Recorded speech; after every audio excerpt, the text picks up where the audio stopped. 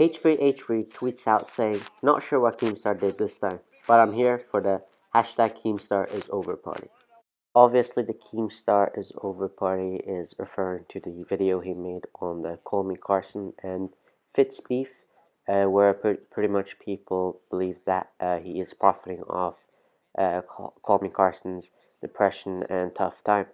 So pretty much Ethan Klein responds by saying, "I have heard rumors that Keemstar has literally defecated in multiple hotel beds he has visited over the years. Anyone have confirmation of that? DM me ASAP." Ethan Klein continues his rant by saying, "I have heard rumors that Keemstar is a, yep, P word, takes a poo in his bed, cheats on his spouse, has stolen money, scammed his followers.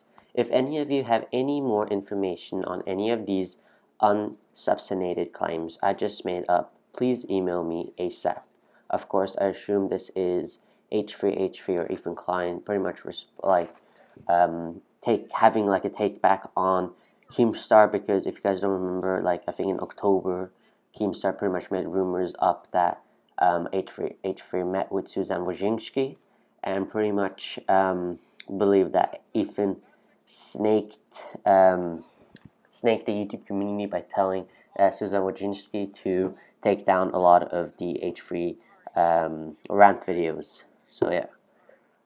Ethan Klein yet again continues by saying just a little parody of what he does when he wants to slander people without any evidence. Of course, this is referring back to what happened in, I don't think it was October actually, sorry, I think it was in December, where Keemstar pretty much made up a rumor that Ethan told the CEO of YouTube to remove videos that was hating and criticizing H3H3's content. Now, Keemstar finally responds to Ethan Klein dissing him and roasting him by responding to the tweet Ethan Klein made saying, "I've heard rumors that Keemstar is all those claims." Keemstar responds by saying, "Someone is mad I criticize him for reading his laptop/script during his podcast nonstop instead of just talking like any normal human with thoughts and opinions." Now, if you guys don't know what Keemstar is meaning, I guess what is written makes sense if you just read it to yourselves, but pretty much he went on the Cold Ones podcast, which is a podcast by Anything for Views. If you guys remember back in the day, back in the beta days, it was pretty much Colossal Crazy, Keemstar, and Chad or Anything for Views. Pretty much they had like a final ever podcast that was free, and in that podcast, Keemstar makes fun of H3H3's Tourette's by saying he can barely read from a screen and that he's extremely unentertaining. But Chad actually defended H3 by saying even though he may be unentertaining, he still gets the numbers. Now, H3 doesn't respond to that exact tweet Keemstar did, but he pretty much says, "I'm pretty sure my criticism is in the quote tweet," of course referring to Keemstar, not actually responding to all the claims H3 had made, pretty much saying, talking about his terrible podcast. Keemstar responds by saying, "Ooh, look at the self-proclaimed comedian is trying to explain his joke." Of course, this is referring to Ethan Klein, who wants to be a comedian when he not when he gets older, because he's quite old now, but pretty much his main aim of starting YouTube was to become a comedian. And Keemstar tends to often make fun of his dreams of being a comedian because he really isn't a comedian nowadays. He's just making podcasts to make easy money instead of actually putting in the hard work on his own YouTube channel. But pretty much this was Keemstar yet again making fun of his dream of becoming a comedian, because comedians don't have to explain their jokes, right? They're self-explanatory. But since since H3's joke was so horrible, according to Keemstar, he had to explain it, which was, to be honest with you, a pretty decent tweet. Now, this tweet is actually referring to his first, I guess, tweet Keemstar actually made regarding this Keemstar's over party. Pretty much made a 1 minute 18 second Twitter video explaining why he's actually getting hate, and he claims it's probably the Misfit fans who are hating on the new video that he's made, or it's K-pop fans because he made fun of the K-pop people. And obviously he's wearing, I would say, kind of weird hoodie, which Ethan Klein wants to call out on, saying Keemstar out here dressed like a 40-year-old looking to befriend some 12-year-old. Which I guess is pretty much a diss at Keemstar's clothing choice. And to be fair, I mean, I'll be completely honest with you. I feel like the next tweet is just extremely good that Keemstar makes to Ethan Klein. So let's get into that one as well.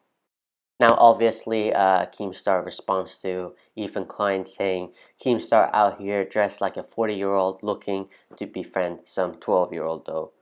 Pretty much hinting that he's, the P word, the P file. But anyways, Keemstar responds by saying, I'm pretty sure you're describing your wife's clothing brand. Ooh, what a hard shot here. Pretty much, if you guys don't know, Hila Klein has her own merch on Teesprings.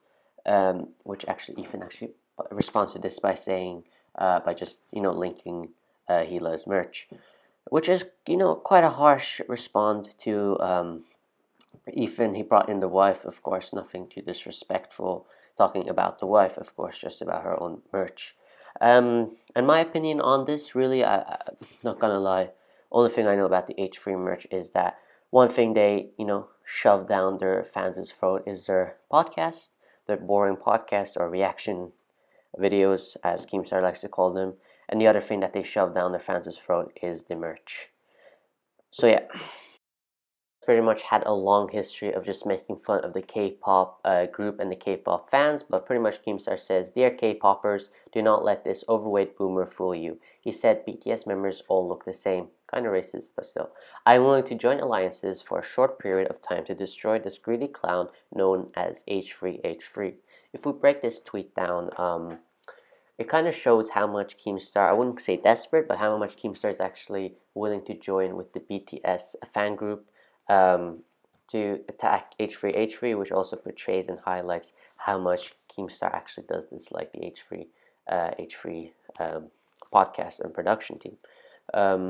Which, by the way, if you guys want me to make a reason why H3 and Keemstar hate each other, comment down below and I will do that video.